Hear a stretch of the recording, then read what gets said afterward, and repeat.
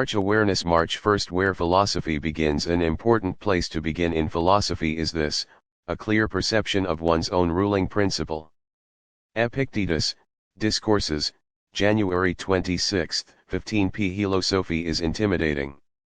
Where does one start? With books? With lectures? With the sale of your worldly possessions? None of these things. Epictetus is saying that one becomes a philosopher when they begin to exercise their guiding reason and start to question the emotions and beliefs and even language that others take for granted. It is thought that an animal has self-awareness when it is able to fully recognize itself in a mirror. Perhaps we could say that we begin our journey into philosophy when we become aware of the ability to analyze our own minds. Can you start with that step today? When you do, you'll find that from it we really come alive, that we live lives, to paraphrase Socrates, that are actually worth living. March 2. Accurate self-assessment. Above all, it is necessary for a person to have a true self-estimate, for we commonly think we can do more than we really can.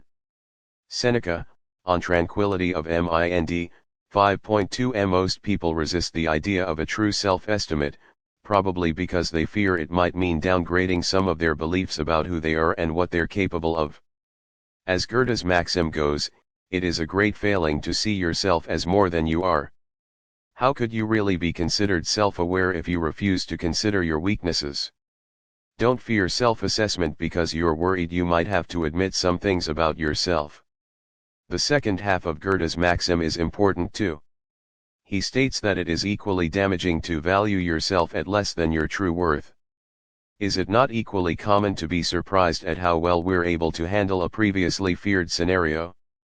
The way that we're able to put aside the grief for a loved one and care for others, though we always thought we'd be wrecked if something were to happen to our parents or a sibling. The way we're able to rise to the occasion in a stressful situation or a life-changing opportunity. We underestimate our capabilities just as much and just as dangerously as we overestimate other abilities. Cultivate the ability to judge yourself accurately and honestly. Look inward to discern what you're capable of and what it will take to unlock that potential. March 3. Integration. These things don't go together. You must be a unified human being, either good or bad. You must diligently work either on your own reasoning or on things out of your control. Take great care with the inside and not what's outside, which is to say, stand with the philosopher, or else with the mob. Epictetus, Discourses, March 15, 13. We're all complicated people.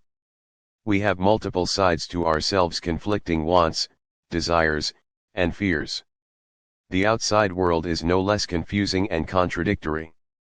If we're not careful, all these forces pushing and pulling will eventually tear us apart. We can't live as both Jekyll and Hyde. Not for long, anyway. We have a choice: to stand with the philosopher and focus strenuously on the inside, or to behave like a leader of a mob, becoming whatever the crowd needs at a given moment. If we do not focus on our internal integration, on self-awareness, we risk external disintegration. March 4. Awareness is freedom. The person is free who lives as they wish, neither compelled, nor hindered, nor limited, whose choices aren't hampered, whose desires succeed, and who don't fall into what repels them. Who wishes to live in deception, tripped up, mistaken, undisciplined, complaining, in a rut? No one. These are base people who don't live as they wish, and so, no base person is free. Epictetus, Discourses, 4.1.1, 3. It is sad to consider how much time many people spend in the course of a day doing things they have to do, not necessary obligations like work or family, but the obligations we needlessly accept out of vanity or ignorance.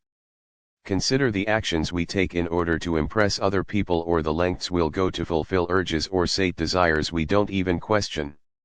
In one of his famous letters, Seneca observes how often powerful people are slaves to their money, to their positions, to their mistresses, even as was legal in Rome, to their slaves. No slavery is more disgraceful, he quipped, than one which is self-imposed. We see the slavery all the time: a codependent person who can't help but clean up after a dysfunctional friend, a boss who micromanages employees and sweats every penny. The countless causes, events, and get-togethers we're too busy to attend but agree to anyway. Take an inventory of your obligations from time to time. How many of these are self-imposed? How many of them are truly necessary? Are you as free as you think? March 5th. Cutting back on the costly so, concerning the things we pursue, and for which we vigorously exert ourselves, we owe this consideration: either there is nothing useful in them, or most aren't useful. Some of them are superfluous, while others aren't worth that much. But we don't discern this and see them as free, when they cost us dearly. Seneca, M. Oral Letters, 42.60 F. Seneca's many letters. This is probably one of the most important and one of the least understood. He's making a point that goes unheard in a society of ever bigger houses and ever more possessions, that there's a hidden cost to all that accumulating. And the sooner we're aware of it, the better. Remember, even what we get for free has a cost, if only in what we pay to store it in our garages and in our minds. As you walk past your possessions today, ask yourself, do I need this? Is it superfluous? What's this actually worth? What is it costing me? You might be surprised by the answers and how much we've been paying without even knowing it.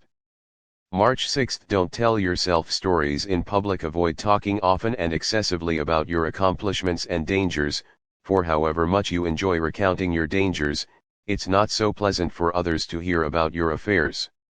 Epictetus, Enchiridion, 33.14. A modern philosopher, Nassim Taleb, has warned of the narrative fallacy, the tendency to assemble unrelated events of the past into stories.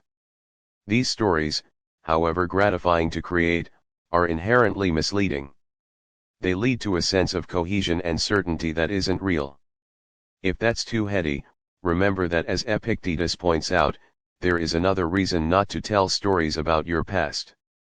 It's boring, annoying, and self-absorbed. It might make you feel good to dominate the conversation and make it all about you, but how do you think it is for everyone else? Do you think people are really enjoying the highlights of your high school football days? Is this really the time for another exaggerated tale of your sexual prowess? Try your best not to create this fantasy bubble. Live in what's real. Listen and connect with people, don't perform for them. March 7th. Don't trust the senses. Heraclitus called self-deception an awful disease and eyesight a lying sense. Diogenes Laertius, Lives of the Eminent Philosophers, 9.7. Self-awareness is the ability to objectively evaluate the self. It's the ability to question our own instincts, patterns, and assumptions. Oesis, self-deception or arrogant and unchallenged opinion, requires that we hold all our opinions up to hard scrutiny, even our eyes deceive us. On the one hand, that's alarming. I can't even trust my own senses. Sure, you could think about it that way. Or you could take it another way, because our senses are often wrong, our emotions overly alarmed, our projections overly optimistic. We're better off not rushing into conclusions about anything. We can take a beat with everything we do and become aware of everything that's going on so we can make the right decision. March 8th. Don't unintentionally hand over your freedom. If a person gave away your body to some passerby, you'd be furious. Yet you hand over your mind to anyone who comes along, so they may abuse you, leaving it disturbed and troubled. Have you no shame in that? Epictetus, Enchiridion, 28. Instinctively, we protect our physical selves. We don't let people touch us, push us around, control where we go. But when it comes to the mind, we're less disciplined. We hand it over willingly to social media, to television, to what other people are doing, thinking, or saying. We sit down to work and the next thing you know, we're browsing the internet. We sit down with our families, but within minutes we have our phones out. We sit down peacefully in a park, but instead of looking inward, we're judging people as they pass by. We don't even know that we're doing this. We don't realize how much waste is in it, how inefficient and distracted it makes us. And what's worse, no one is making this happen. It's totally self-inflicted. To the Stoics, this is an abomination. They know that the world can control our bodies, we can be thrown in jail or be tossed about by the weather. But the mind? That's ours. We must protect it. Maintain control over your mind and perceptions, they'd say. It's your most prized possession. March 9th. Find the right scene above all. Keep a close watch on this, that you are never so tied to your former acquaintances and friends that you are pulled down to their level. If you don't, you'll be ruined. You must choose whether to be loved by these friends and remain the same person, or to become a better person at the cost of those friends. If you try to have it both ways, you will neither make progress nor keep what you once had. Epictetus, Discourses, 4.2.1, 4-5. From good people you'll learn good, but if you mingle with the bad you'll destroy such soul as you had. Musonius Rufus, quoting Theonis of Megara, Lectures, 11.53.21, 22. Jaime Ron's widely quoted line is, "You are the average of the 5 people you spend the most time with." James Altucher advises young writers and entrepreneurs to find their scene, a group of peers who push them to be better. Your father might have given you a warning when he saw you spending time with some bad kids. Remember, you become like your friends. One of Goethe's maxims captures it better: tell me with whom you consort and I will tell you who you are. Consciously consider whom you allow into your life, not like some snobby elitist but like someone who is trying to cultivate the best life possible. Ask yourself about the people you meet and spend time with: are they making me better? Do they encourage me to push forward and hold me accountable? Or do they drag me down to their level? Now, with this in mind, ask the most important question: should I spend more or less time with these folks? The second part of Goethe's quote tells us the stakes of this choice. If I know how you spend your time, he said, then I know what might become of you. March 10th. Find yourself a Cato. We can remove most sins if we have a witness standing by as we are about to go wrong. The soul should have someone it can respect, by whose example it can make its inner sanctum more inviolable. Happy is the person who can improve others, not only when present, but even when in their thoughts. Seneca, M. Oral Letters, 11.9. Cato the Younger, a Roman politician best known for his self-discipline and for his heroic defense of the Republic against Julius Caesar, appears constantly throughout Stoic literature, which is interesting because he didn't write anything down. He taught no classes. He gave no interviews. His bold and brave example is what made him such a commonly cited and quoted philosopher. Seneca tells us that we should each have our own Cato, a great and noble person we can allow into our minds and use to guide our actions, even when they're not physically present. The economist Adam Smith had a similar concept, which he called the indifferent spectator. It doesn't have to be an actual person, just someone who, like Seneca said, can stand witness to our behavior. Someone who can quietly admonish us if we are considering doing something lazy, dishonest, or selfish. And if we do it right, and live our lives in such a way, perhaps we can serve as someone else's Cato or indifferent spectator when they need it. March 11th. Living without restriction. The unrestricted person, who has in hand what they will in all events, is free. But anyone who can be restricted, coerced, or pushed into something against what they will is a slave. Epictetus, Discourses, 4.1.128b, 129a. Take a look at some of the most powerful, rich, and famous people in the world. Ignore the trappings of their success and what they're able to buy. Look instead at what they're forced to trade in return. Look at what success has cost them. Mostly freedom. Their work demands they wear a suit. Their success depends on attending certain parties, kissing up to people they don't like. It will require inevitably realizing they are unable to say what they actually think. Worse, it demands that they become a different type of person or do bad things. Sure, it might pay well, but they haven't truly examined the transaction. As Seneca put it, slavery resides under marble and gold. Too many successful people are prisoners in jails of their own making. Is that what you want? Is that what you're working hard toward? Let's hope not. March 12th. Seeing things as the person at fault does. Whenever someone has done wrong by you, immediately consider what notion of good or evil they had in doing it. For when you see that, you'll feel compassion, instead of astonishment or rage. For you may yourself have the same notions of good and evil, or similar ones, in which case you'll make an allowance for what they've done. But if you no longer hold the same notions, you'll be more readily gracious for their error. Marcus Aurelius, Meditations, 7.26 Socrates, perhaps the wisest person to ever live, used to say that nobody does wrong willingly.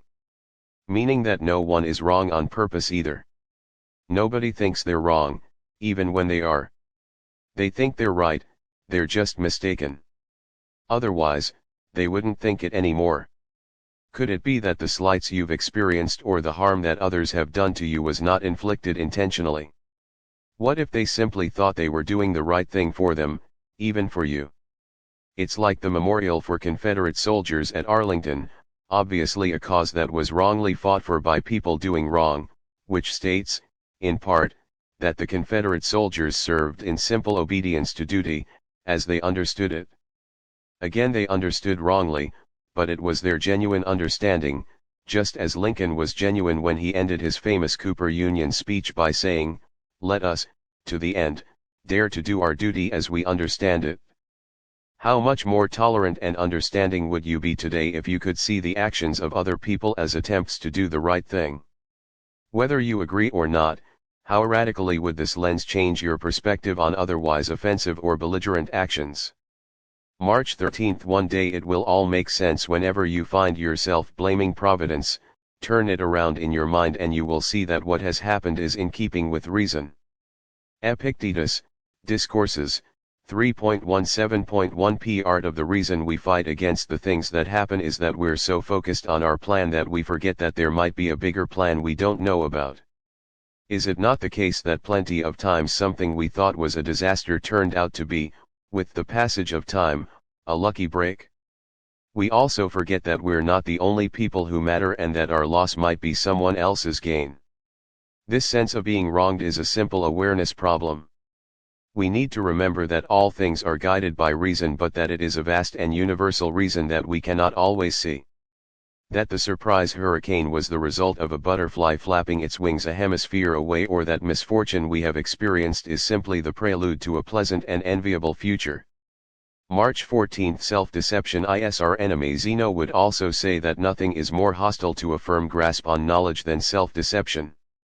Diogenes Laertius, Lives of the Eminent Philosophers, 7.23 Self-deception, delusions of grandeur. These aren't just annoying personality traits. Ego is more than just off-putting and obnoxious. Instead, it's the sworn enemy of our ability to learn and grow. As Epictetus put it, it is impossible for a person to begin to learn what he thinks he already knows. Today, we will be unable to improve, unable to learn, unable to earn the respect of others if we think we're already perfect, a genius admired far and wide. In this sense, ego and self-deception are the enemies of the things we wish to have, because we delude ourselves into believing that we already possess them. So we must meet ego with the hostility and contempt that it insidiously deploys against us to keep it away, if only for 24 hours at a time. March 15. The present is all we possess. Were you to live 3,000 years, or even a countless multiple of that, keep in mind that no one ever loses a life other than the one they are living, and no one ever lives a life other than the one they are losing. The longest and the shortest life, then, amount to the same, for the present moment lasts the same for all and is all anyone possesses. No one can lose either the past or the future, for how can someone be deprived of what's not theirs? Marcus Aurelius, Meditations, 2.14 Tode, notice how often you look for more.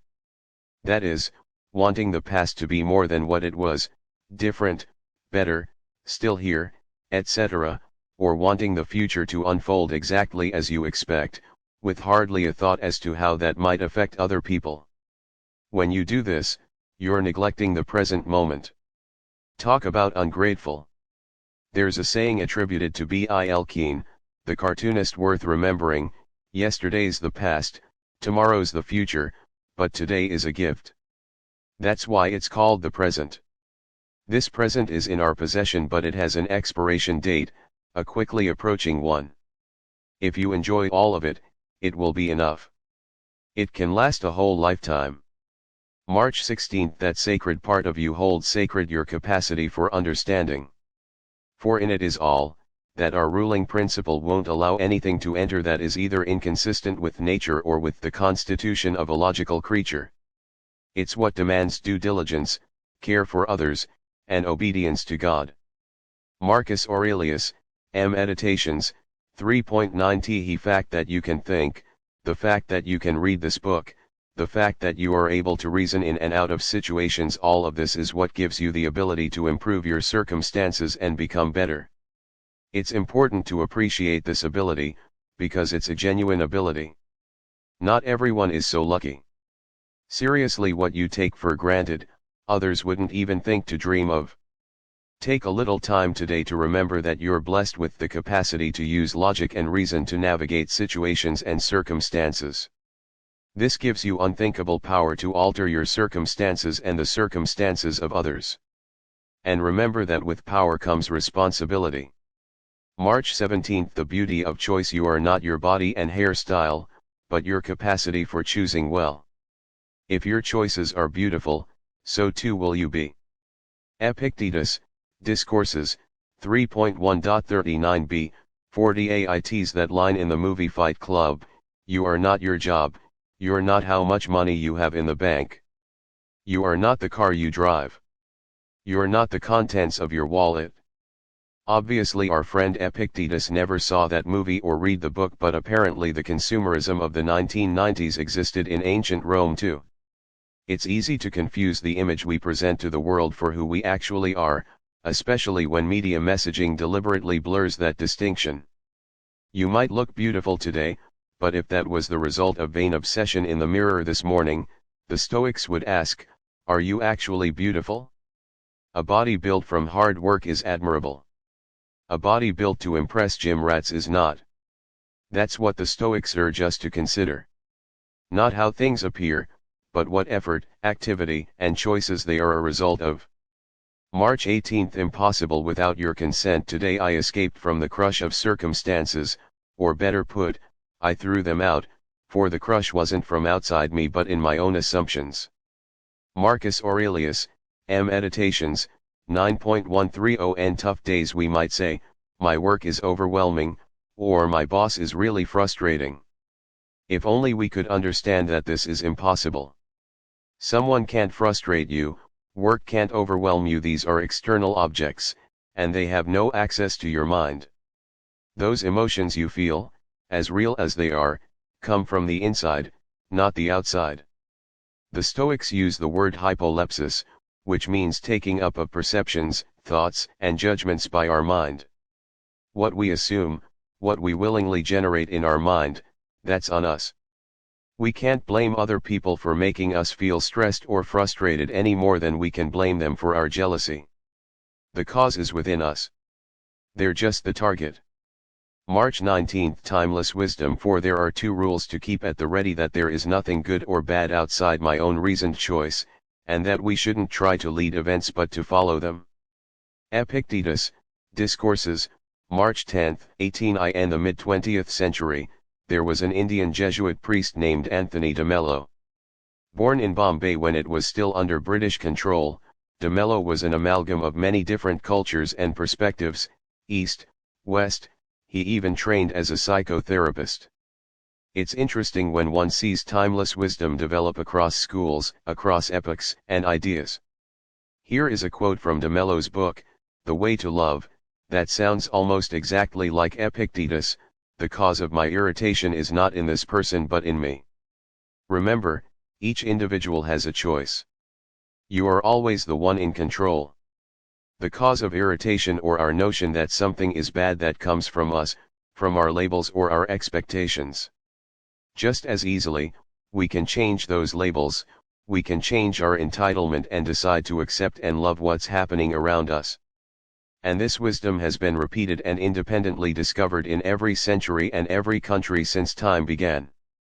March 20. Ready and at home. I may wish to be free from torture, but if the time comes for me to endure it, I'll wish to bear it courageously with bravery and honor. Wouldn't I prefer not to fall into war? But if war does befall me, I'll wish to carry nobly the wounds, starvation, and other necessities of war. Neither am I so crazy as to desire illness, but if I must suffer illness, I'll wish to do nothing rash or dishonorable. The point is not to wish for these adversities, but for the virtue that makes adversities bearable. Seneca, M. Oral Letters, 67.4 p. Resident James Garfield was a great man raised in humble circumstances, self-educated, and eventually a Civil War hero whose presidency was cut short by an assassin's bullet. In his brief time in office, he faced a bitterly divided country as well as a bitterly and internally divided Republican Party. During one fight, which challenged the very authority of his office, he stood firm, telling an advisor, "Of course I deprecate war, but if it is brought to my door the bringer will find me at home." That's what Seneca is saying here. We'd be crazy to want to face difficulty in life. But we'd be equally crazy to pretend that it isn't going to happen. Which is why when it knocks on our door, as it very well may this morning, let's make sure we're prepared to answer. Not the way we are when a surprise visitor comes late at night, but the way we are when we're waiting for an important guest, dressed, in the right headspace, ready to go. March 21st. The best retreat is in here, not out there. People seek retreats for themselves in the country, by the sea, or in the mountains. You are very much in the habit of yearning for those same things. But this is entirely the trait of a base person, when you can, at any moment, find such a retreat in yourself. For nowhere can you find a more peaceful and less busy retreat than in your own soul, especially if on close inspection it is filled with ease, which I say is nothing more than being well ordered. Treat yourself often to this retreat and be renewed. Marcus Aurelius, M. Meditations, 4.3.1. Do you have a vacation coming up? Are you looking forward to the weekend so you can have some peace and quiet? Maybe, you think, after things settle down or after I get this over with. But how often has that ever actually worked? The Zen meditation teacher John Kabat-Zinn coined a famous expression, "Wherever you go, there you are." We can find a retreat at any time by looking inward. We can sit with our eyes closed and feel our breath go in and out. We can turn on some music and tune out the world. We can turn off technology or shut off those rampant thoughts in our head. That will provide us peace. Nothing else. March 22nd. The sign of true education. What is it then to be properly educated? It is learning to apply our natural preconceptions to the right things according to nature, and beyond that to separate the things that lie within our power from those that don't. Epictetus, Discourses, 1.22.9, 10. A degree on a wall means you're educated as much as shoes on your feet mean you're walking. It's a start, but hardly sufficient. Otherwise, how could so many educated people make unreasonable decisions? Or miss so many obvious things? Partly it's because they forget that they ought to focus only on that which lies within their power to control. A surviving fragment from the philosopher Heraclitus expresses that reality. Many who have learned from Hesiod the countless names of gods and monsters never understand that night and day are one. Just as you can walk plenty well without shoes, you don't need to step into a classroom to understand the basic, fundamental reality of nature and of our proper role in it. Begin with awareness and reflection. Not just once, but every single second of every single day. March 23rd. The straight-jacketed soul. The diseases of the rational soul are long-standing and hardened vices, such as greed and ambition. They have put the soul in a straitjacket and have begun to be permanent evils inside it. To put it briefly, this sickness is an unrelenting distortion of judgment, so things that are only mildly desirable are vigorously sought after. Seneca, M. Oral Letters, 75.11. In the financial disaster of the late 2000s, hundreds of smart, rational people lost trillions of dollars worth of wealth. How could such smart people have been so foolish? These people knew the system, knew how the markets were supposed to work, and had managed billions, if not trillions, of dollars. And yet, almost to a person, they were wrong, and wrong to the tune of global market havoc. It's not hard to look at that situation and understand that greed was some part of the problem. Greed was what led people to create complex markets that no one understood in the hope of making a quick buck. Greed caused other people to make trades on strange pools of debt.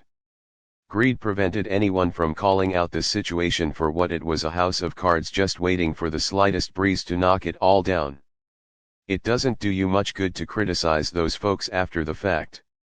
It's better to look at how greed and vices might be having a similar effect in your own life.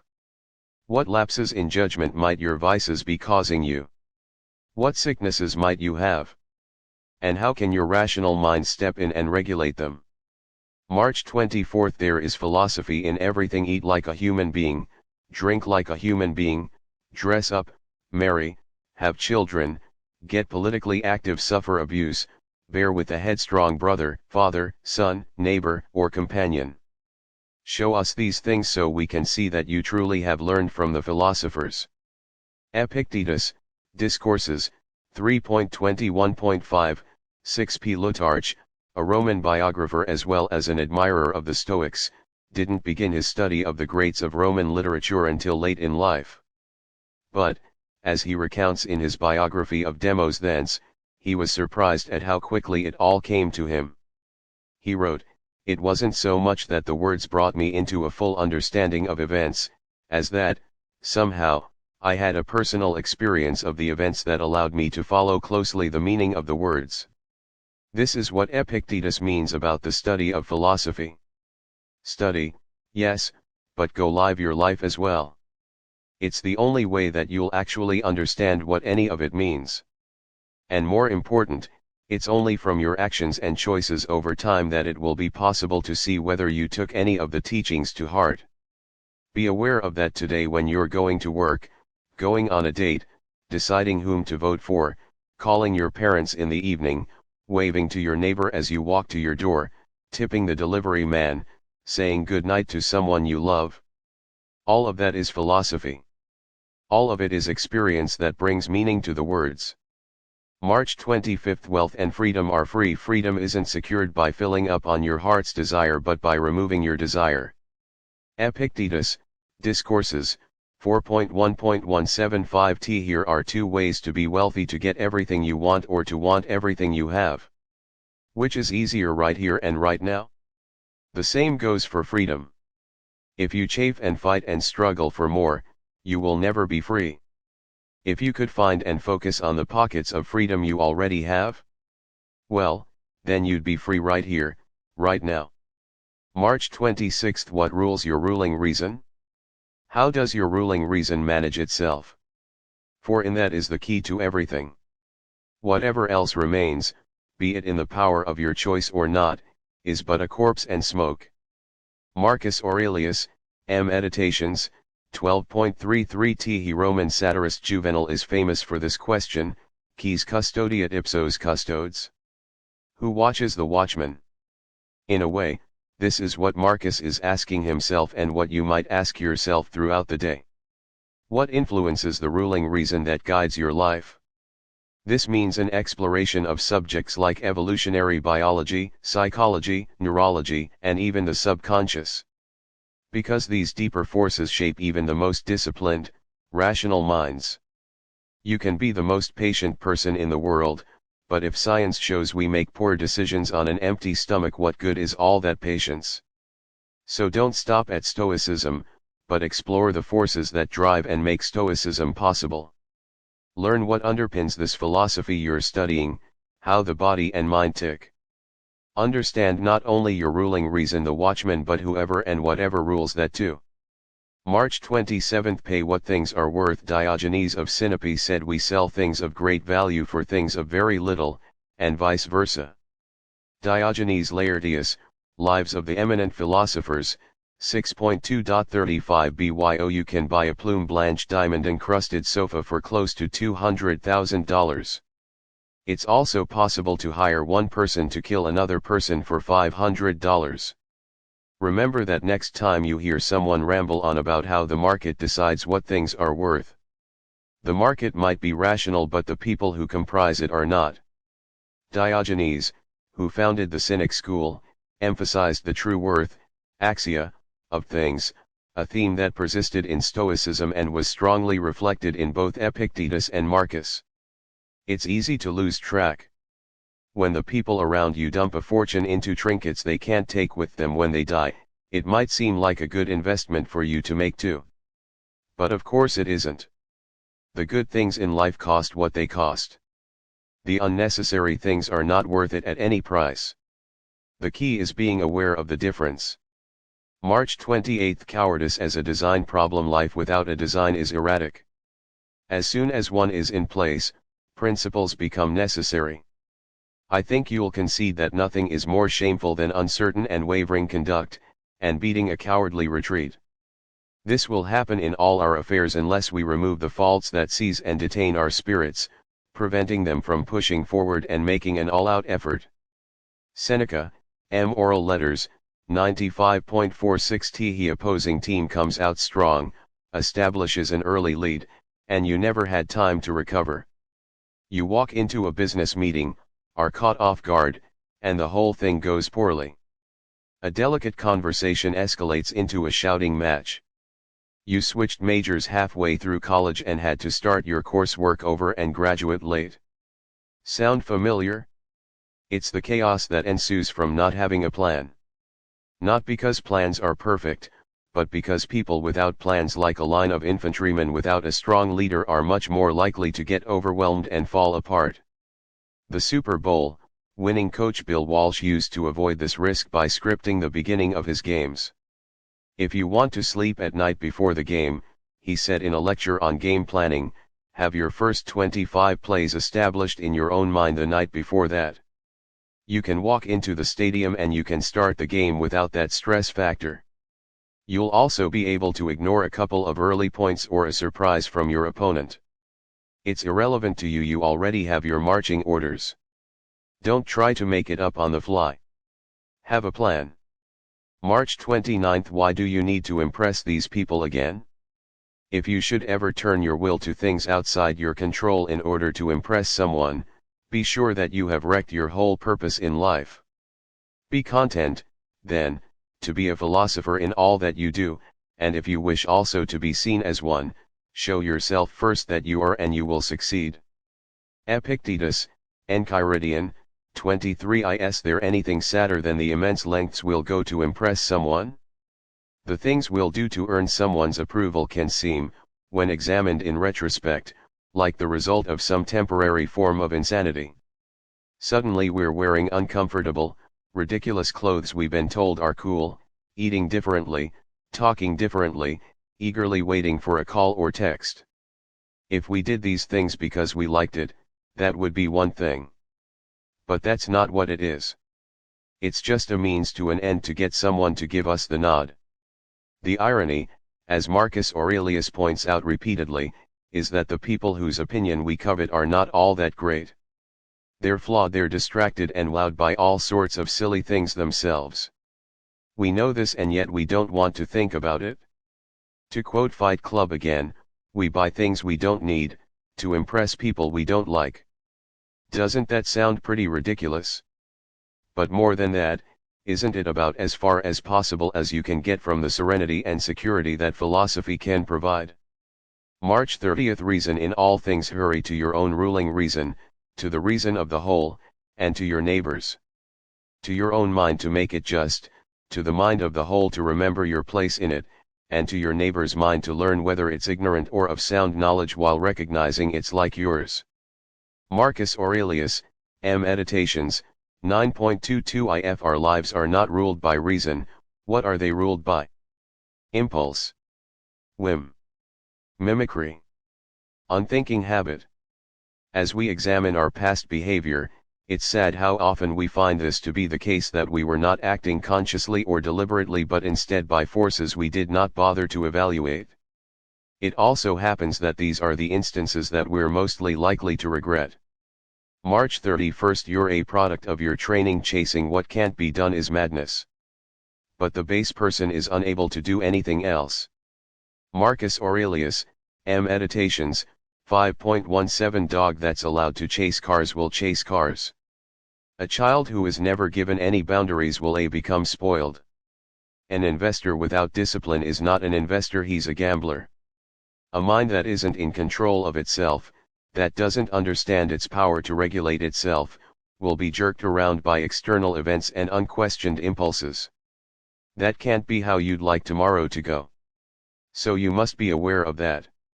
You must put in place training and habits now to replace ignorance and ill discipline. Only then will you begin to behave and act differently. Only then will you stop seeking the impossible, the short-sighted, and the unnecessary.